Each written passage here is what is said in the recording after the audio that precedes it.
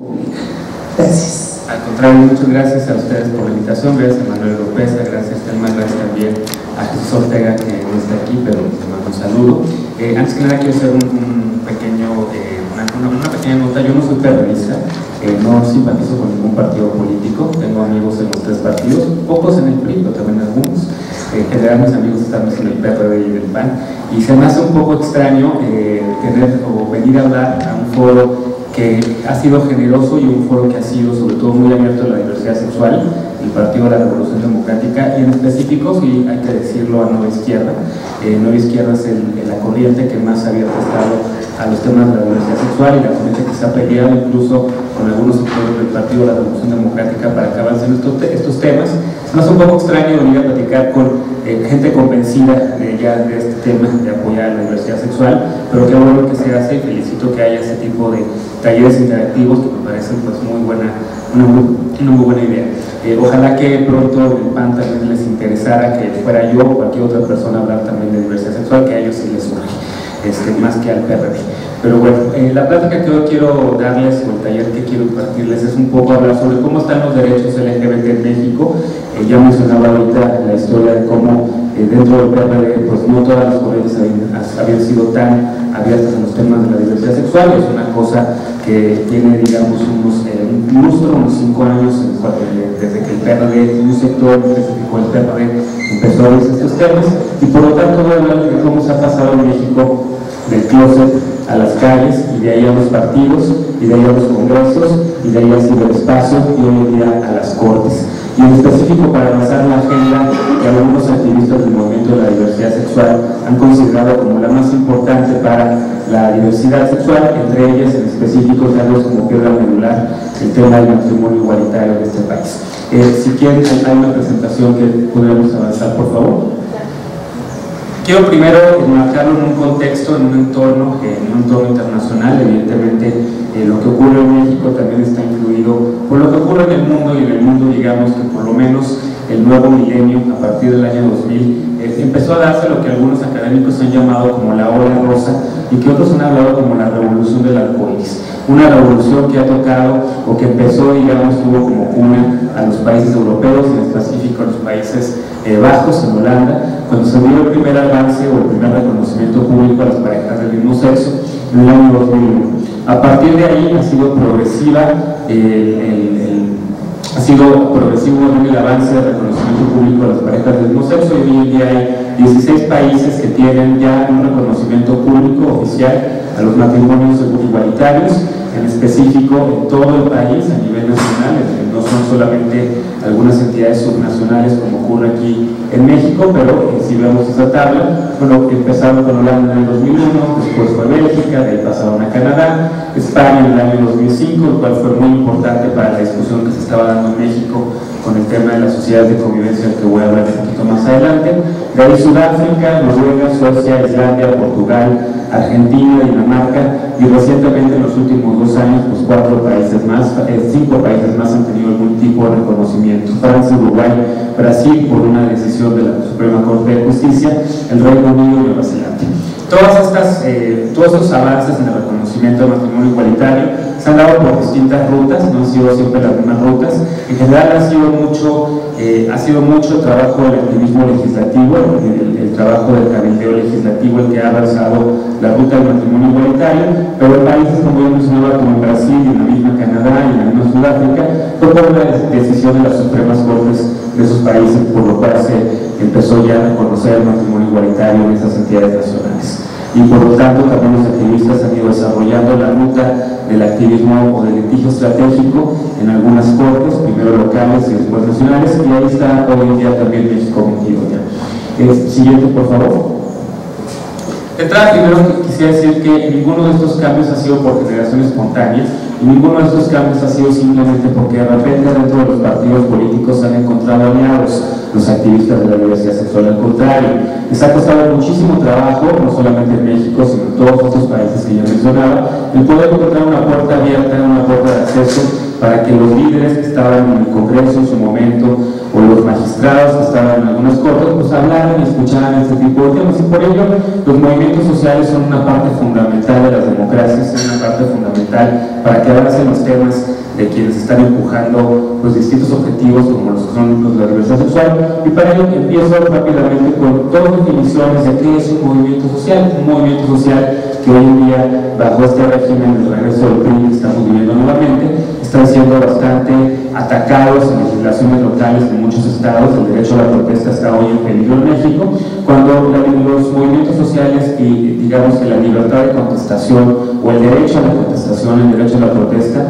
debería ser un derecho que debería estar siempre garantizado en absoluto por los ordenamientos jurídicos de los países. Bueno, un movimiento social, y estas son definiciones académicas, son un desafío a las autoridades o a los códigos culturales de forma sostenida y autoconsistente por un grupo de actores no unificado, es decir, por actores diversos que forman parte de un movimiento social. Esa es una de las virtudes de los movimientos sociales, no el hecho de que todo el mundo piense igual y todo el mundo sea homogéneo, sino que haya diversidad dentro de ellos, que en ocasiones utilizan medios extrainstitucionales para que ejercer su influencia. En ocasiones algunos movimientos incluso han tomado rutas violentas, pero en general, o por lo menos en el siglo XX, han sido las rutas pacíficas y las rutas del cabildo legislativo la que más han utilizado los distintos movimientos, las feministas, los afroamericanos,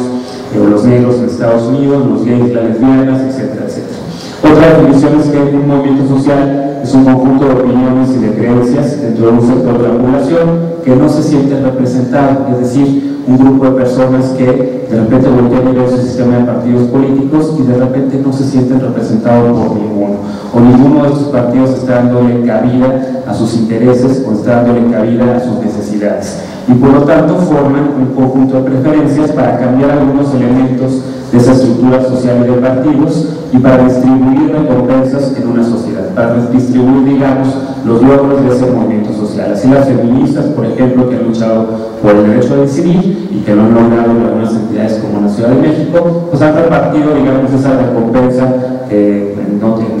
para decirlo claramente, es el derecho a decidir de las mujeres en la Ciudad de México con todas las demás mujeres que viven en esta entidad.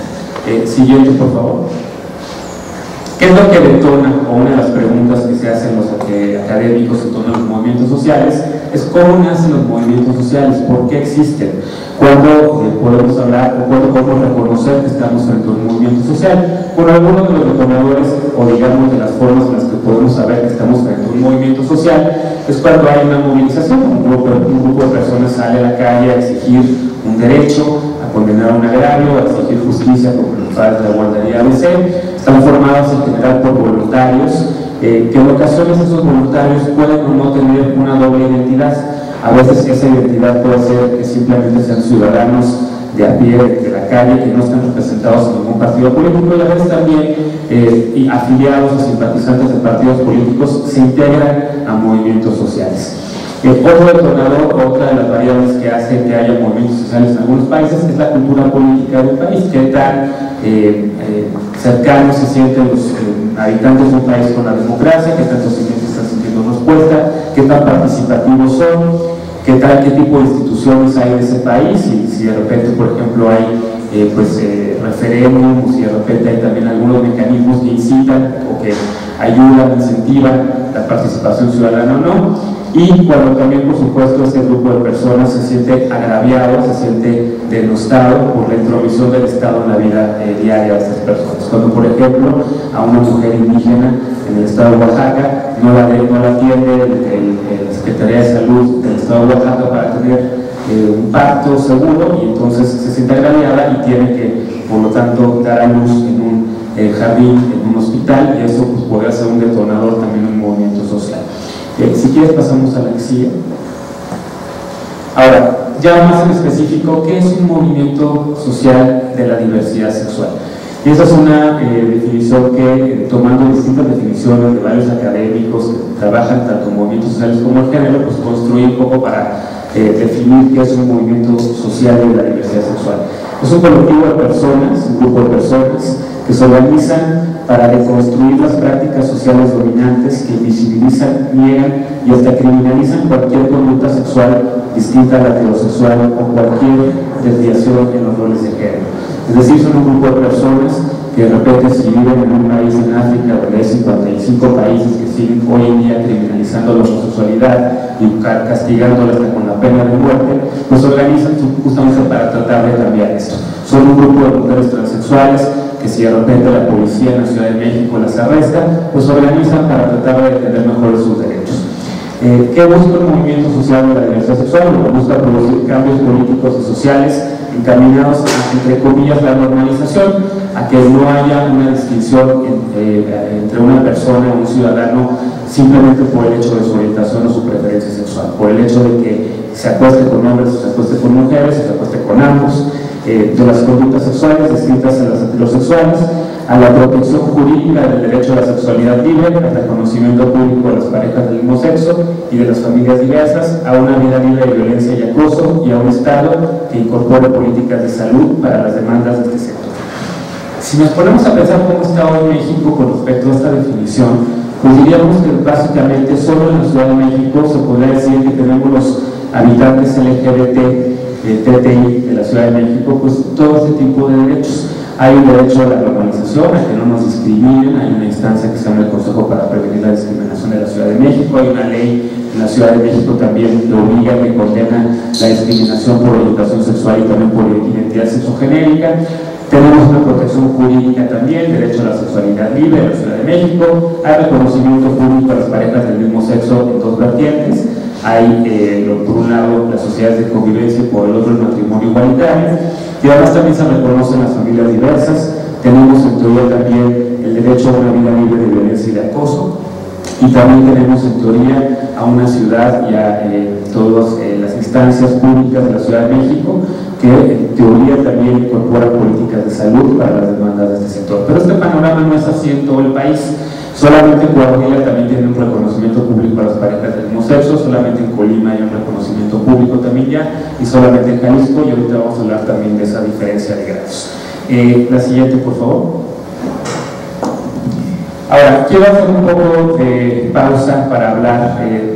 de la homosexualidad y el lesbianismo en México, porque de repente uno pensaría que cómo se han logrado todo este tipo de avances en este país en los últimos años. ¿Cómo es posible que hoy en día los jotos y las tortilleras nos hayamos organizado para poder crear el movimiento lésbico gay? Y bueno, lo cierto es que la homosexualidad siempre ha estado presente en la historia de la humanidad, pero también en la historia de México. Y en la historia de México está presente desde que los primeros colonizadores de España llegaran a México en 1519, y los primeros colonizadores también de España llegaran a Centroamérica, en específico a la zona de Panamá, donde Vasco Núñez de Balboa se encontró un grupo de indígenas carecuas vestidos de manera afeminada, y desde ese momento ordenó un castigo ejemplar contra estos cuarecuas que desafiaban los roles de género que incluso ya en ese momento existían. Los mandó matar con perros, los mandó cazar con perros en una práctica que se conoce como perreo, y que irónicamente hoy en día el perreo es un baile pues muy famoso en América Latina, pero que tiene sus orígenes en esa práctica de odio y en esa práctica de violencia. El amor y el deseo entre dos hombres o dos mujeres ha estado siempre presente también en la historia de México, ha estado presente desde lo que muchos historiadores han visto como esa relación homoerótica de admiración mutua entre Cuauhtémoc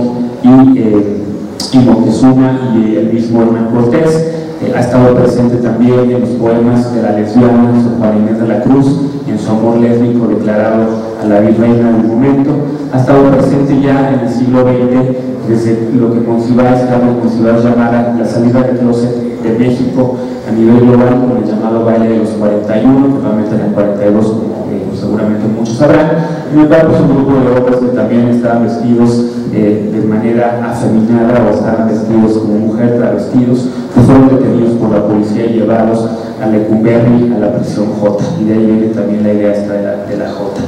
Entonces la homosexualidad siempre ha estado presente en nuestro país. El término de homosexual es un término médico que se inventa en el siglo XIX,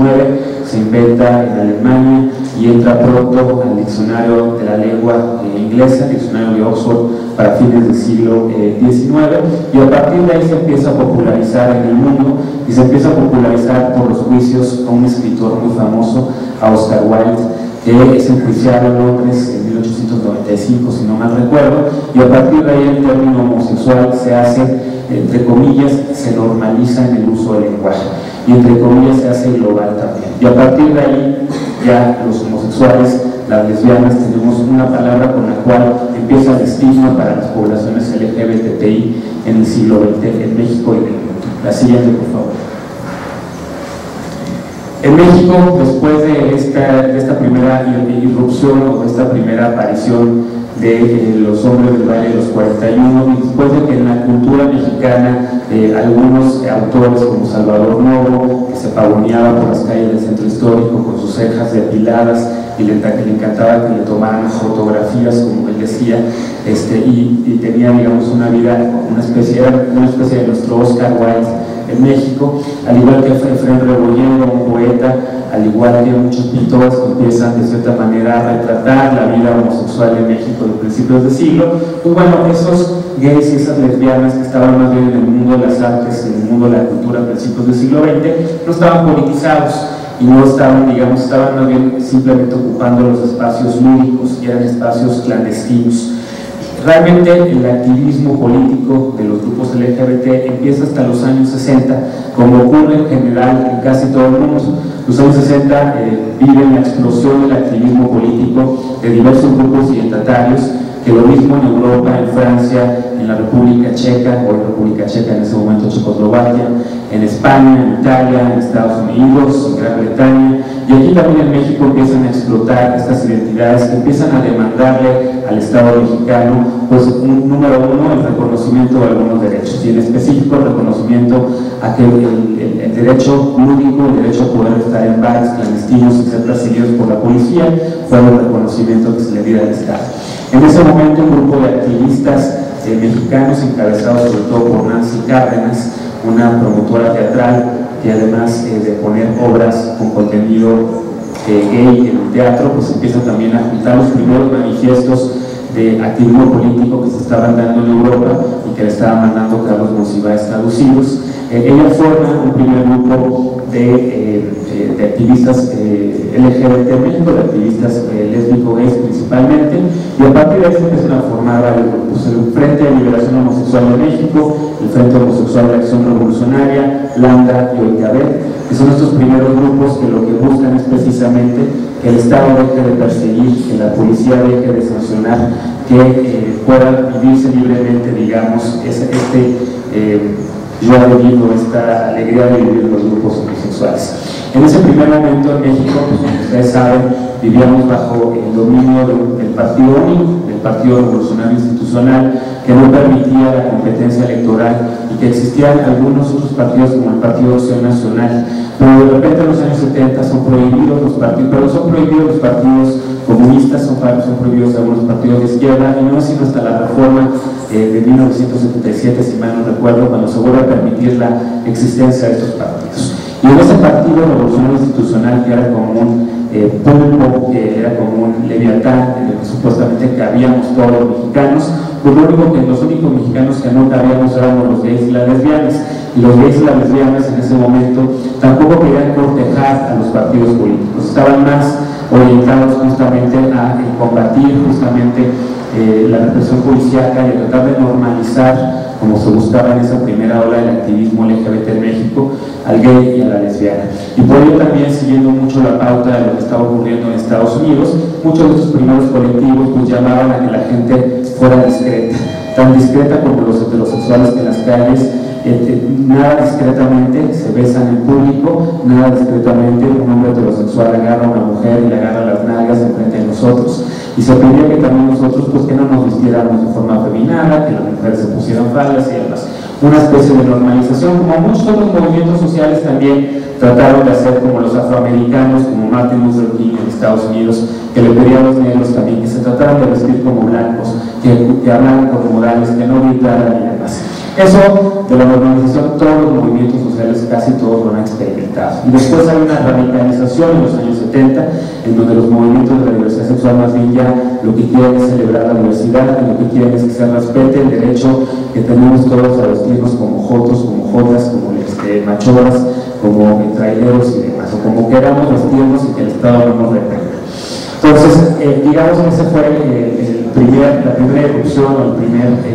la primera manifestación de este grupo, de estos grupos que buscaban visibilización, que buscaban asimilación de estos colectivos, que buscaban la no discriminación del Estado, y que gracias a Nancy Cárdenas también en una entrevista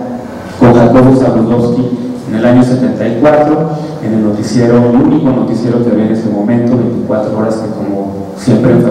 Chabelo duró durante varias décadas, pues Nancy Cárdenas en ese noticiero le dice a Jacobo Zabludovsky: soy lesbiana y quiero derechos.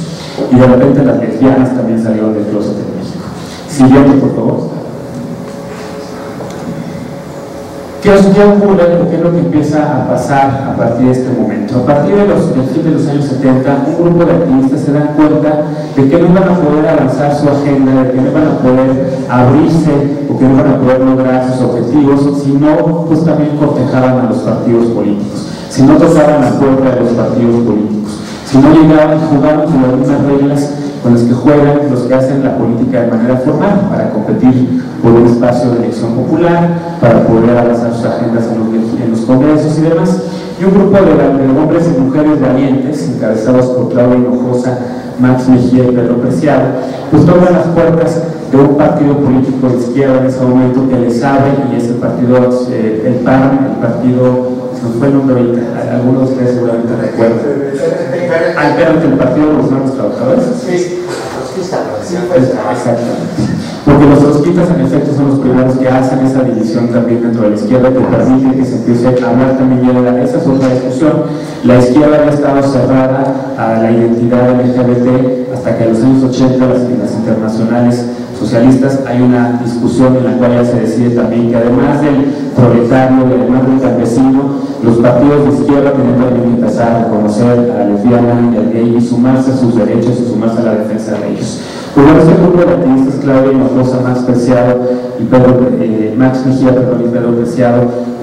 tienen 3 candidaturas simbólicas en 1980. Y digo simbólicas porque evidentemente en años en los cuales no había competencia partidista, en los cuales el PRI se seguía llevando cargo completo, en los cuales el PRI ganaba todos los congresos, y en el cual pues básicamente no había un respeto a la voluntad del elector, pues estos 3 valientes que se van al Parque México, aquí en la Ciudad de México, un parque en la Colonia Condesa, a hacer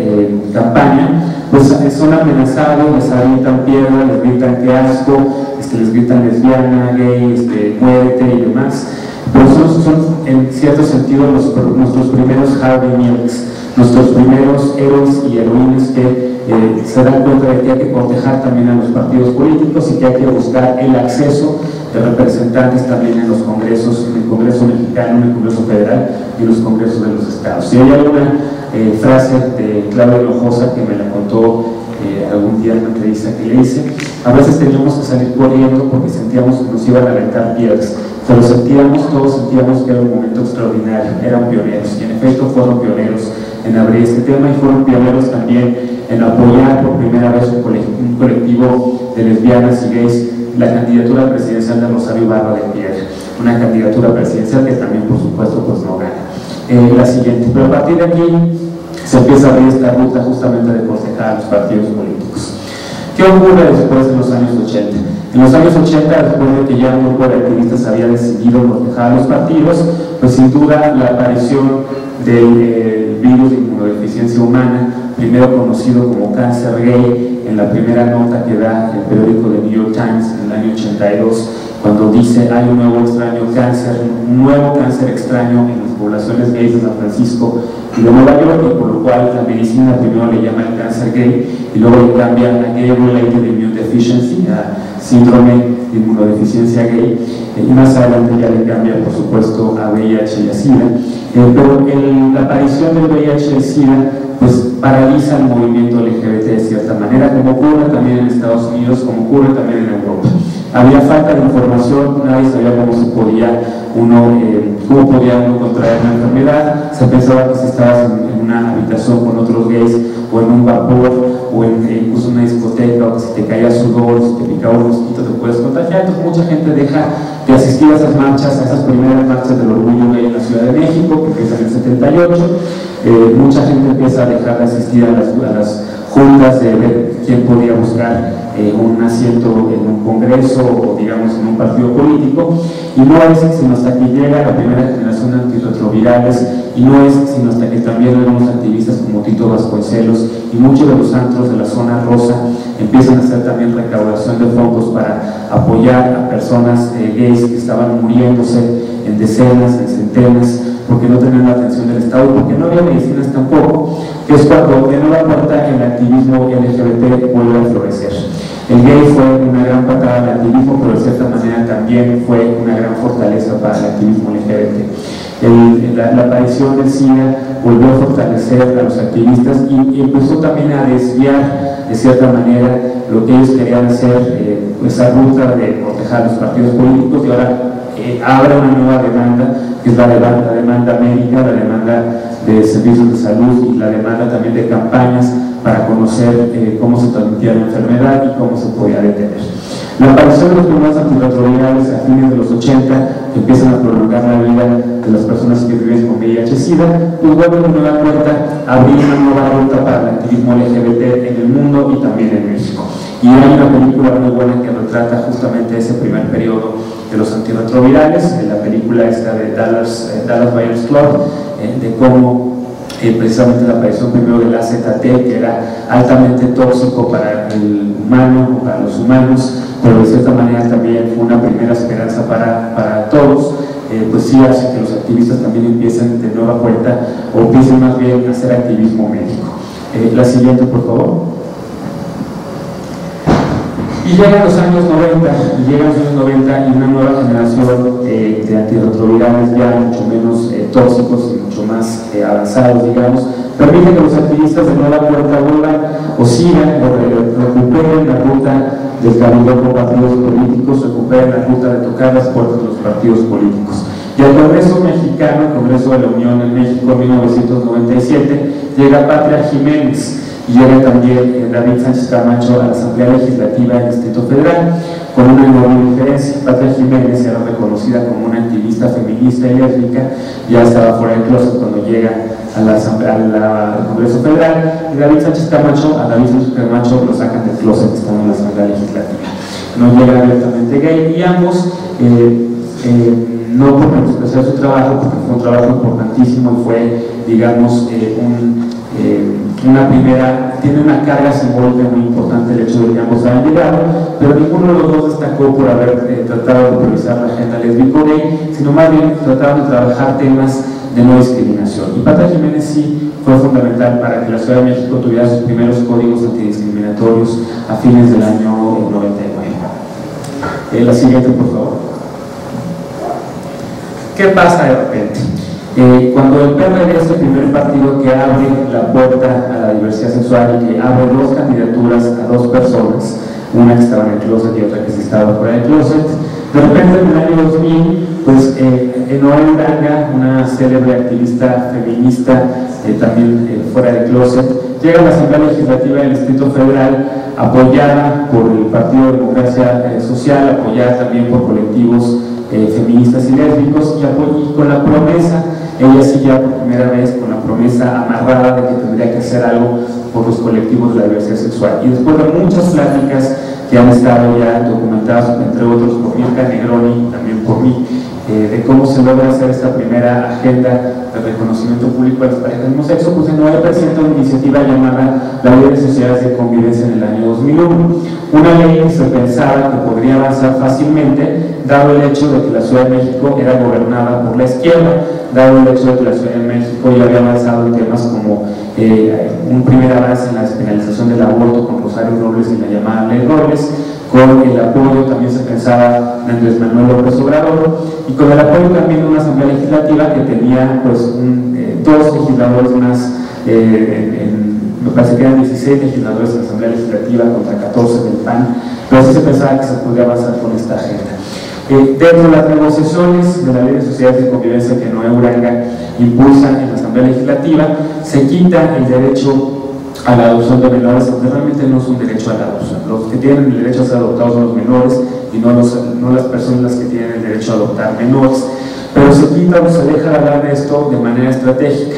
porque Noel Uranga hace una consulta con diversos activistas del movimiento de la diversidad sexual, y todos le dicen: mira, lo fundamental es que saquemos y avancemos esta agenda ahorita, lo fundamental es que acabemos con las actitudes que hay en estos momentos de homofobia en el país, con las actitudes y el discurso homofóbico que hay también de ciertos políticos, y que visibilicemos esto, porque en el mundo, como quiero retomar esa primera lámina de esta presentación, en el año 2001 en los Países Bajos ya se había avanzado a ese reconocimiento, y en Estados Unidos también ya se estaba hablando del estado de Massachusetts, ya se estaba empezando a reconocer, digamos, o se estaba empezando a abrir esta nueva agenda de la diversidad sexual en torno al reconocimiento público de las parejas del mismo sexo. Y el nuevo forma una coalición con un grupo amplio de organizaciones LGBT que todas por primera vez deciden sí, hay que impulsar esto. Tal vez no sea lo más importante ahorita, pero sí entendemos que a partir de aquí se pueden detonar muchas otras discusiones. Y la historia, lamentablemente, es que el principal enemigo de la ley de sociedades de convivencia no fue el cardenal Norberto Rivera, quien fue un enemigo muy voraz, no fue tampoco el grupo Provida, no fue tampoco la empresa Vivo, que también financia muchas de las leyes antiaborto que hay en el país, y también de los grupos antiderechos LGBT, sino fue Andrés Manuel López Obrador, el cristiano renacido, que básicamente dijo que ese tema no iba. Y lo bajaron de la primera legislatura del año 2000 al 2003, y después, en Nueva Orleans, una vez que sale de esa legislatura de la Asamblea Legislativa, pues se vuelve a reunir con grupos del PRD y con grupos de Alternativa Socialdemócrata y Campesina, y logra conseguir el respaldo de otros legisladores que en el 2003 retoman la iniciativa, pero que de 2003 a 2006 también tienen que sufrir un camino sinuoso. La siguiente, por favor, porque Andrés Manuel quería ser presidente y pensaba que esto lo iba a que le iba a afectar sus aspiraciones presidenciales. Los activistas de este periodo del año 2000 al 2003 pues empiezan a ganar sensibilizando a la opinión pública del Distrito Federal. La opinión pública empieza a cambiar de una manera bastante fuerte. Si en el año 2000 un 65%, si no estoy citando mal la encuesta que tengo en mente, de las personas pensaba que jamás viviría con una persona gay en su casa, para el año 2004, luego de 4 años de discusión, ese número mejora y baja como un 49 o 53%, una cosa así, digamos, va avanzando ese apoyo, digamos, a la diversidad sexual. Sensibilizan a la opinión pública, los medios de comunicación ya dejan de retratar las imágenes del orgullo gay, las marchas del orgullo gay, con imágenes estereotipadas, con titulares que decían volvieron a salir las jotas, volvieron a salir las locas. Empiezan a entender y ya no se van a hablar con esos términos, empiezan, digamos, un poco más a preocuparse por entender las historias que hay detrás del activismo LGBT. Empiezan también a lograr que los partidos de izquierda discutan estos temas, y para eso fue fundamental no solamente el hecho de que una corriente, la de la izquierda, se abriera a estos temas, sino también fueron fundamentales los experimentos socialdemócratas que hubo en la Ciudad de México, tanto el de Gilberto Rincón Gallardo como el de Patricia Mercado, y fue fundamental, sin duda, también el hecho de lo que sigue en la siguiente lámina. Bueno, esta es la opinión que tenía Andrés Manuel López Obrador con respecto al tipo de iniciativas de la diversidad sexual, que eran iniciativas para las cuales tenía que consultarse la opinión de la gente, que la gente tenía que decidir si le daban derechos a las personas LGBT o no, lo cual por supuesto pues, fue un error, lo cual por supuesto creo que le costó muchos puntos a Andrés Manuel López Obrador en la Ciudad de México en el año 2006, porque pues el partido de Patricia Mercado, la Alternativa Socialdemócrata, pues sí se lanzó con todo el apoyo y tuvo 1.2 millones de votos, me parece, Patricia Mercado a nivel nacional por este tema, entre otros. Pasamos a la siguiente, por favor. Algo que fue fundamental fue el escándalo de René Bejarano y la corriente de Izquierda Democrática Nacional, de IDL. El hecho de que él era el coordinador en la Asamblea Legislativa en el año 2013, después de que se conoce el escándalo del Señor de las Ligas y el escándalo de Ahumada, pues la corriente de la izquierda sube en la Asamblea Legislativa y toma la coordinación justamente del grupo parlamentario del PRD en la Asamblea Legislativa, y la corriente de la izquierda apoya el tema. Quiere hacer un franco contraste con esa corriente conservadora más cercana a Andrés Manuel López Obrador, y decide que sí va a poner el tema de la discusión de las sociedades de convivencia en la Asamblea Legislativa. De igual forma fue fundamental el trabajo de la Comisión de Derechos Humanos del Distrito Federal y en este caso Emilio Álvarez de Icaza, quien emite una opinión pública regañando a Andrés Manuel López Obrador y diciéndole que los derechos humanos no deben ser sujetos a consultas públicas. Para el año 2005 entonces se juntan varios factores. El primero de ellos es que Andrés Manuel finalmente deja la jefatura de gobierno para buscar la candidatura de su partido, que gana por supuesto la candidatura del PRD, y luego buscar la presidencia. Deja a Alejandro Encinas como encargado de la jefatura de gobierno. Alternativa Socialdemócrata trajo todo este discurso de campaña de apoyar los derechos LGBT, y Nueva Izquierda se convierte en un receptáculo que sí estaba abierto a discutir estos temas. Y pasamos a la siguiente, por favor. Hacen una alianza con Jorge Díaz Cuervo, de Alternativa Socialdemócrata y Campesina, aunque después lamentablemente Jorge Díaz Cuervo y el grupo de Patricia Mercado se pelean y rompen entre ellos, pero Jorge Díaz Cuervo suma fuerzas con Víctor Hugo Círigo, con el PT y con los grupos de izquierda en la Asamblea Legislativa, y todos aprueban la Ley de Sociedades de Convivencia, que tiene una discusión de 6 años. 6 años en los cuales se tuvo que convencer a la mayoría del Partido de la Revolución Democrática, se tuvo que convencer y derrotar al mismo Andrés Manuel López Obrador en este tema, y 6 años que, sin duda, y me parece que no sería una exageración decirlo, pues Nueva Izquierda sí se convierte, digamos, en el abanderado de estos temas adentro del PRD. Pasamos a la siguiente, por favor. Al mismo tiempo, y de una manera mucho más rápida y de una manera muy contrastante con el Distrito Federal, que tiene un entorno mucho más democrático y más deliberativo que el estado de Coahuila, que no ha tenido todavía una alternancia, no ha tenido o ha sido siempre gobernado por el PRI. En el estado de Coahuila, en tan solo 3 semanas de discusión, se aprueba una iniciativa del año 2007 muy parecida a las sociedades de convivencia, la ley de los pactos civiles de solidaridad de Coahuila, los pactos civiles de solidaridad de Coahuila, que son impulsados por Julieta López Fuentes, una psicóloga del PRI, que recibe el apoyo de los hermanos Moreira. Hay que recordar que en ese momento uno de los hermanos Moreira era el gobernador y el otro era el presidente del partido de su estado, y ambos apoyan el tema. Todo el PRI vota a favor en el Congreso del Estado, e irónicamente y sarcásticamente el mismo PRD que había apoyado las sociedades de convivencia en el DF vota en contra. Entonces hay una incongruencia por parte de los legisladores del PRD del estado de Coahuila, que yo creo que no se habían enterado que en el Distrito Federal ya se habían puesto del lado de la diversidad sexual y votan en contra de este tema junto con 9 del PAN. Pero la iniciativa es aprobada por el PRI y por el PT, y los pactos civiles de solidaridad, con el apoyo también de manera distinta a lo que ocurrió en la Ciudad de México, con el apoyo de la iglesia local, con el apoyo del obispo Raúl Vera, quien siempre ha sido un obispo progresista y quien siempre ha sido un obispo que ha estado a favor de los temas de la diversidad sexual, apoya los temas de los pactos civiles de solidaridad. Y a diferencia del DF, esta iniciativa en Coahuila es aprobada con muy poco apoyo de grupos de la diversidad sexual. Solamente hay un grupo muy cercano al PRI, el Proyecto Por Ti, que es el que empuja este tema. Pasamos a la siguiente puerta, me voy a apurar para hablar un poco ya de lo que ha pasado a partir de ahí. A partir de ahí lo que ha pasado es que a partir del año 2007 y en los 7 años que han pasado, de 2007 a 2014, la opinión pública en México se ha movido de una manera extraordinaria hacia la aceptación de la diversidad sexual. Si en el año 2007 les decía que a principios del año 2000 esa encuesta que decía que nunca compartiría una persona heterosexual el lugar con un hombre homosexual, a principios del año 2000 era casi un 70% quienes decían que jamás vivirían con un gay. Para el año 2007 un 53% decía que baja, digamos eso. Para el año 2010 un 43% dice que nunca viviría con un gay o con una lesbiana,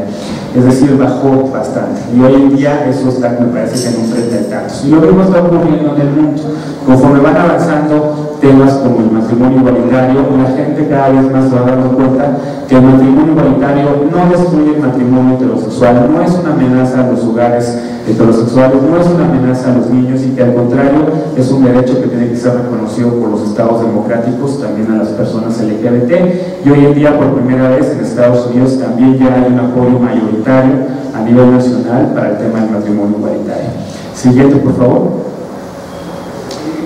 ¿Cuáles han sido las lecciones para los activistas? Y si ustedes nos están viendo desde los estados, pues un poco las lecciones han sido que hay que combinar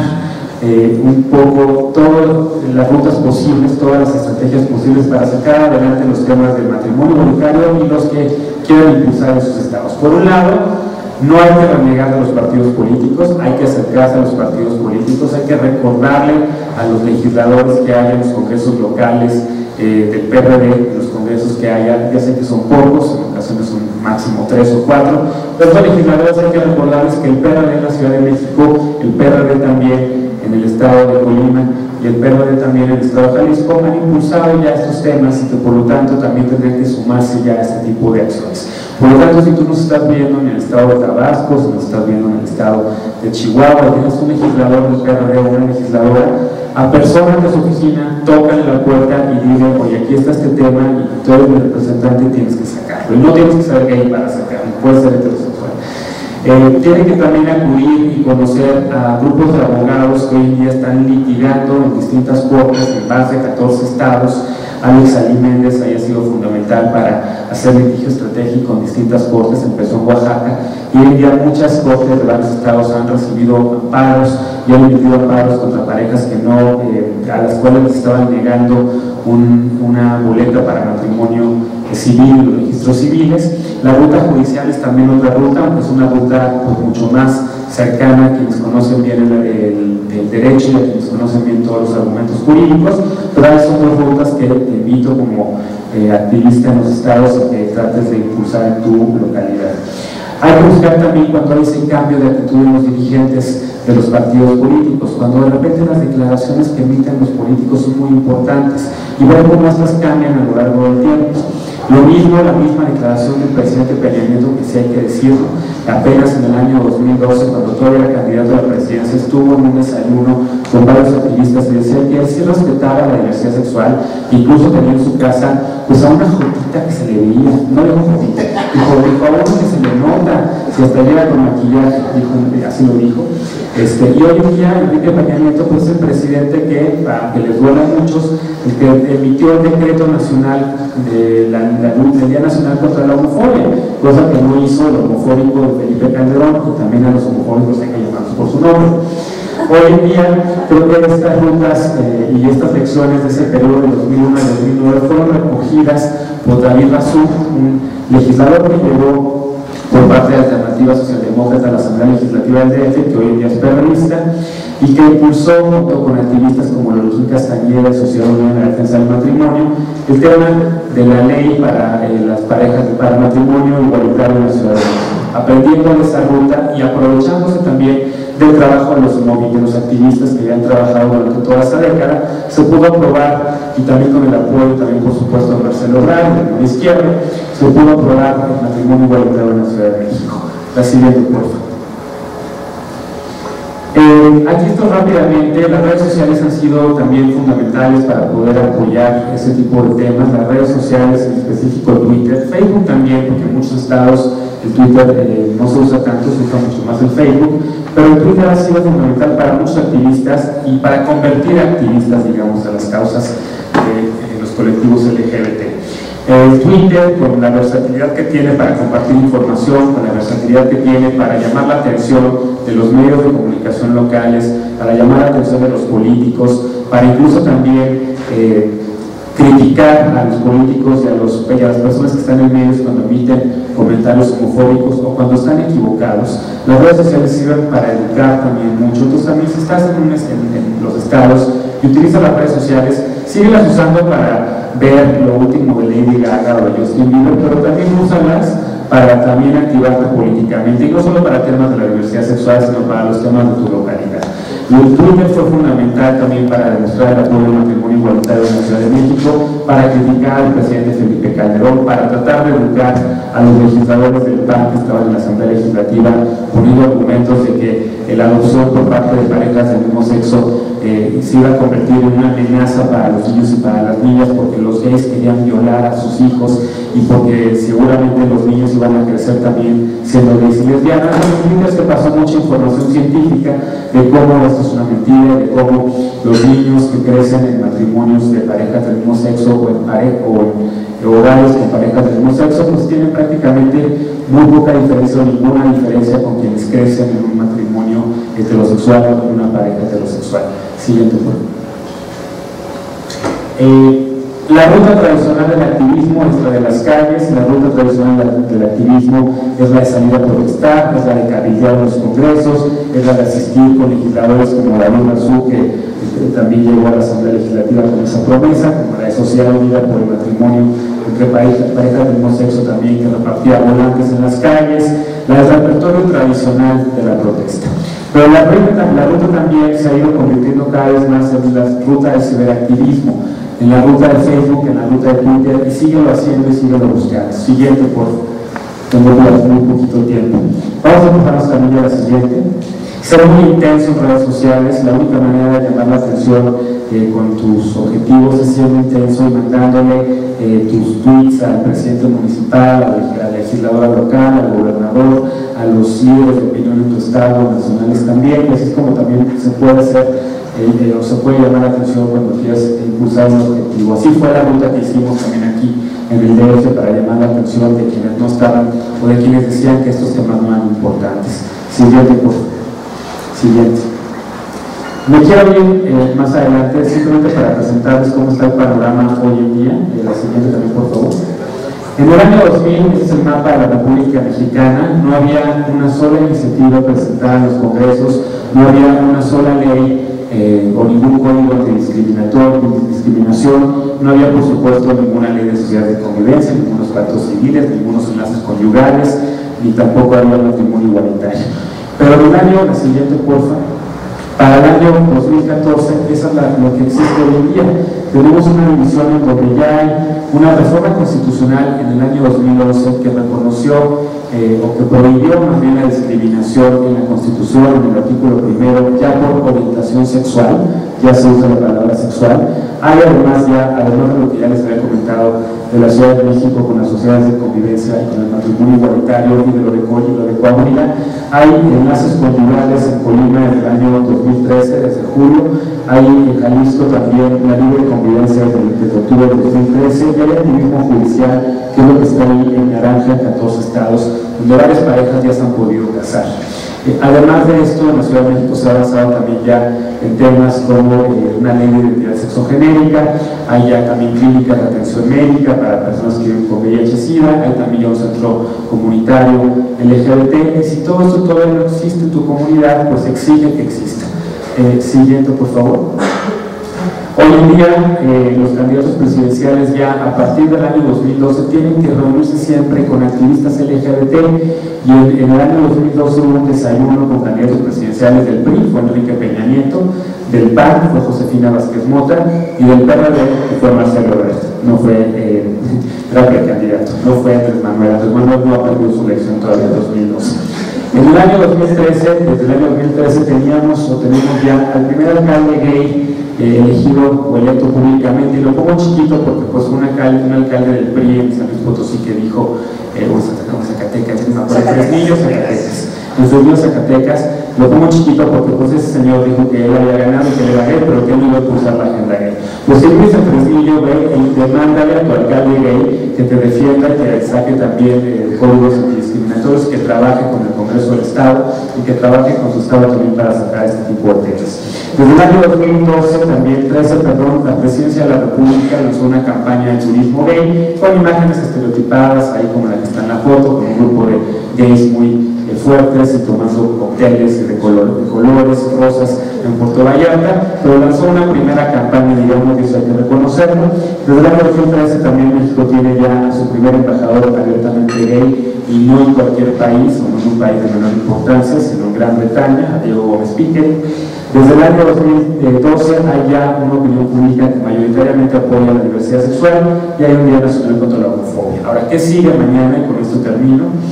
Yo creo que mañana el matrimonio igualitario va a ser nacional, ya sea por una ruta judicial, legislativa o una combinación de ambas, pero quitando ya la obsesión con el matrimonio, que sí ha servido muchísimo para sacar otros temas, tiene que haber una nueva agenda que debe incluir, y son 13 puntos que propongo. Siguiente, por favor. En primer lugar, y rápidamente, que haya un censo nacional de la diversidad sexual. No sabemos cuántos somos, no sabemos en dónde estamos, no sabemos nuestras necesidades, y por lo tanto, si no se puede hacer un censo del INEGI, hay que seguirlo demandando al INEGI. Sí tienen que empezar las ciudades. Ciudades como la Ciudad de México tienen que ser pionera en hacer un censo sobre sus poblaciones LGBT para saber cuántos somos, porque ya basta de decir ese mito de que la población LGBT en el mundo es del 10% o del 5%, y aquí hasta le baja el 3%. Necesitamos tener datos duros para saber eso. Necesitamos tener centros de atención al VIH-Sida en otras ciudades, y no solamente en la Ciudad de México. En Ciudad de México solo hay 2. la Clínica Condesa y la Clínica Iztapalapa. Y esas dos clínicas deben de tener siempre abastecimiento de antirretrovirales, una atención digna a las personas que viven con VIH-Sida, y deben de dejar de tratar las necesidades médicas de las mujeres transexuales y los hombres transexuales que no viven con VIH. Por ello debe haber también una clínica de atención trans en la Ciudad de México, una que sea pionera, que sea pionera también en América Latina, me parece también, y que honre a los transexuales y a los transexuales que han sido siempre quienes han quedado rezagados en el movimiento LGBT. Una ley de identidad sexogenérica también en Ciudad de México, con reasignación sexogenérica nueva, actualizada, y que tenga o que tome en cuenta las poblaciones de los colectivos trans, porque hoy en día hay un diputado, Vidal Llerenas, que la está impulsando en la Asamblea Legislativa, pero que no se ha reunido con los colectivos de mujeres y hombres transexuales, y una invitación de nueva cuenta a Vidal Llerenas para ello. Se tiene que fortalecer el Consejo para Prevenir la Discriminación de la Ciudad de México y también al nacional. Se tiene que crear otro tipo de consejos que no solamente en la Ciudad de México, sino en los estados también no hay. Y esta es una invitación a los legisladores del PRD de los estados también a que pongan esos temas en su agenda. Se tiene que hacer un primer catálogo de sitios históricos, un movimiento social que no recupera su historia, que no recupera sus tradiciones, está condenado a la desaparición, está condenado a la ignorancia. Por lo tanto, tiene que haber un catálogo de sitios históricos hecho por el INPE, por el INE, así como hay catálogo de sitios históricos de muchas otras cosas. Aquí en la Ciudad de México está la historia de la diversidad sexual, y la Casa de Monsiváis tendría que ser un museo de la diversidad sexual. Como hay ya un museo en la ciudad de San Francisco, como hay ya un museo en Chicago, como hay museos en otras ciudades también en la Ciudad de México, que se precia de tener los mejores museos del mundo, de los mejores museos del mundo, pues no tiene un museo de la diversidad sexual. Siguiente, por favor, ya es la última. Yo no alcanzo a ver. Tiene que haber una calle o varias calles que también honren a las personas, hombres y mujeres que han impulsado la diversidad sexual. En varias ciudades también del mundo se honra a Harvey Milk, se honra a los activistas en España, se honra a los activistas en Italia, se honra a los activistas transexuales, a Silvia Rivera, por ejemplo, pero en México todavía no tenemos una calle con el nombre de alguno de nuestros héroes y heroínas de la diversidad sexual. ¿Por qué no una calle que se llame Patria Jiménez, o una calle que se someta a consulta de los colectivos LGBT y le pongan el nombre que quieran para que no se vayan a perder? Por eso deberían de existir calles o sitios designados para recuperar esa memoria de la identidad sexual y de la diversidad sexual. Aquí lo tengo.